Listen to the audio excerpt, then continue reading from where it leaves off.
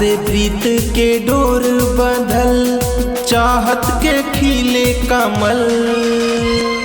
तोहरा से प्रीत के डोर बंधल, चाहत के खिले कमल। तोहके सजनिया बनाइब हम, अंगना के अपने दुल्हन।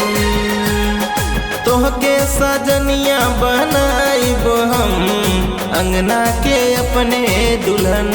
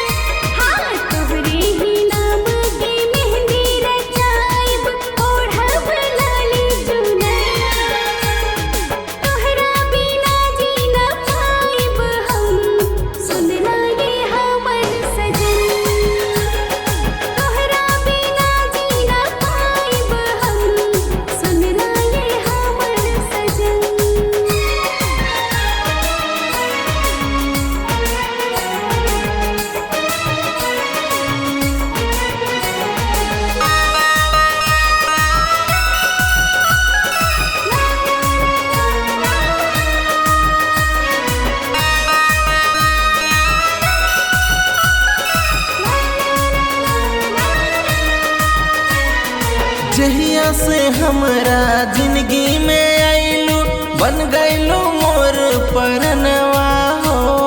तोहरा बिना हमरा कुछ ना भावे, लागेला सुना जनवा हो। जहिया से हमरा जिंदगी में आइलू, बन गइलू मोर परनवा हो। तोहरा बिना हमरा कुछ ना भावे, सुना लागेला जहनवा हो। तोहरे ही मांगी में सनुरा सजाएब हम गोरी सातो जन्म। तोहरा ही मांगी में सनुरा सजाएब हम गोरी सातो जन्म। तोहके सजनिया बनाइब हो, अंगना के अपने दुल्हन। तोहके सजनिया बनाइब हो, अंगना के अपने दुल्हन।